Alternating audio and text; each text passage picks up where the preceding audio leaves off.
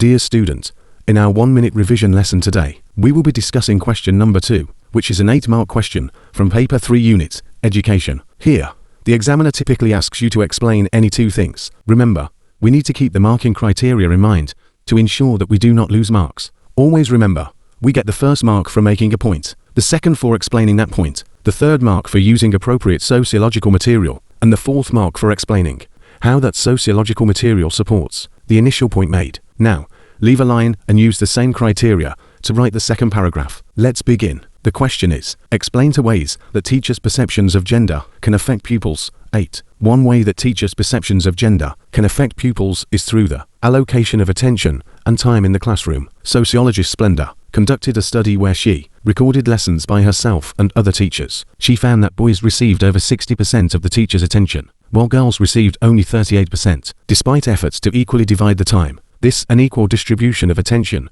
can lead to girls feeling marginalized, as they may not feel encouraged or supported in their learning. As a result, this gender bias in teacher perceptions can prevent girls from fully engaging in class, which negatively impacts their academic performance and overall educational experience. Another way teachers' perceptions of gender can affect pupils is through bias discipline. Sociologist Francis, 1998-99, conducted research in 3 English secondary schools, finding that boys were disciplined more harshly and frequently than girls. This differential treatment can result in boys becoming disengaged and resistant to authority, affecting their academic performance. Furthermore, the unequal disciplinary treatment reinforces stereotypes, portraying boys as inherently more problematic and in need of stricter control. This perpetuates a hostile learning environment where boys may feel alienated, and the gender divide in classroom dynamics is further entrenched. I hope this was helpful. Thank you.